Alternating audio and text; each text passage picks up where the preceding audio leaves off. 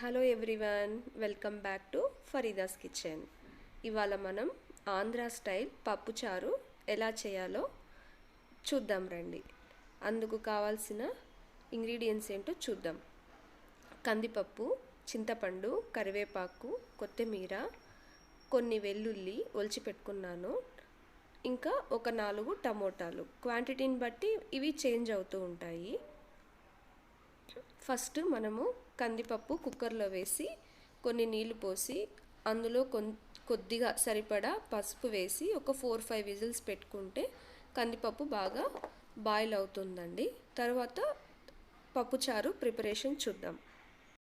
ఇప్పుడు మనం ఒలిచి పెట్టుకున్న వెల్లుల్లి ఉంది కదండి, అది కొంచెం కచ్చా పచ్చాగా దంచుకోవాలి. మరీ మెత్తగా దంచకూడదు, కొంచెం కచ్చా పచ్చాగా దంచుకుంటే బాగుంటుంది.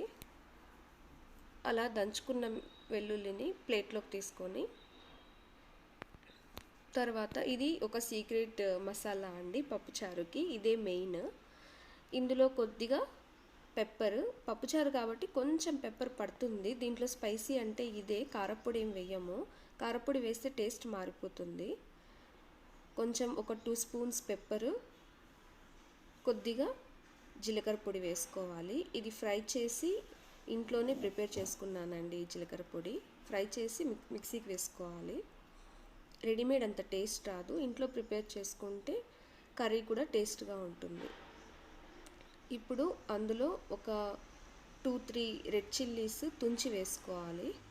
ఇది ఊరికే డెకరేషన్ కోసమే అండి. చిల్లీస్ ఏం పెద్ద కారం రావు, మనకి స్పైసీ వచ్చేదంతా పెప్పర్లో నుంచే స్పైసీ వస్తుంది. ఈ మసాలా ఇలా ప్రిపేర్ చేసి పెట్టుకోవాలి. ఇదే మెయిన్ మసాలా మన పప్పుచారుకి. మామూలు రసంకి అయితే పెప్పర్ కొంచెం తక్కువ పడుతుంది, పప్పుచారుకి కొంచెం పెప్పర్ ఎక్కువ పడుతుంది. నేను ఇలా కందిపప్పు ఉడకపెట్టి పెట్టుకున్నాను, చింతపండు జ్యూస్ ప్రిపేర్ చేసి పెట్టుకున్నాను, టమోటా కట్ చేసి పెట్టుకున్నా, ఇంకా మసాలా రెడీ చేసి పెట్టుకున్నా, కొంచెం కొత్తిమీర క్లీన్ చేసి కట్ చేసి పెట్టుకున్నాను, ఇంకా తిరగమాతకి ఆవాలు. ఇలా పప్పుచారుకి అన్నీ రెడీ చేసి పెట్టుకున్నాను. వన్స్ ఒకసారి అన్నీ రెడీ చేసి పెట్టుకున్న తర్వాత ఇంకొక 5-10 మినిట్స్లో అయిపోతుందండి మన పప్పుచారు. స్టవ్ మీద గిన్నె పెట్టుకొని స్టవ్ వెలిగించి ఇప్పుడు ఆయిల్ వేస్తున్నాను. నేను నువ్వుల నూనె వాడతానండి. నేను కొద్ది రోజులు నువ్వుల నూనె, కొద్ది రోజులు కొబ్బరి నూనె అలా మారుస్తూ ఉంటాను. కొబ్బరి నూనె హెల్త్కి చాలా మంచిది. ఇప్పుడు ఆ కాగిన నూనెలో ఫస్ట్ ఆవాలు వేయాలి. ఆవాలు కొంచెం చిటపట అన్న తర్వాత మనం ప్రిపేర్ చేసి పెట్టుకున్నాం కదా, ఆ మసాలా వేసేయాలి. ఇది వేసినప్పుడు గ్యాస్ సిమ్లో పెట్టాలండి.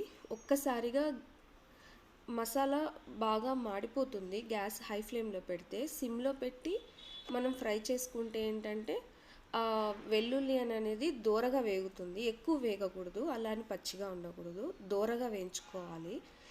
ఇక్కడేనండి సీక్రెట్. మనం మరీ ఎక్కువ ఏం చేసి మాడిపోయినా కూడా పప్పుచారు టేస్ట్ మారిపోతుంది.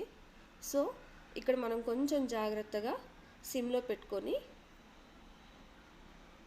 ఆ మసాలాని లైట్గా ఫ్రై చేసుకోవాలి. తర్వాత కట్ చేసి పెట్టుకున్నాం కదా టమోటాస్, కరివేపాకు, అది వేసేయాలి.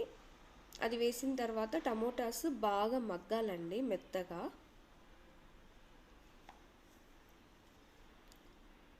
బాగా మగ్గిన తర్వాత మనం కందిపప్పు వేసుకోవాలి. ఇది ఒక 5 మినిట్స్ పడుతుంది టమోటాస్ మగ్గడానికి. చూడండి ఎలా మగ్గాయో, టమోటాస్ అన్నీ మెత్తగా అయిపోవాలి బాగా.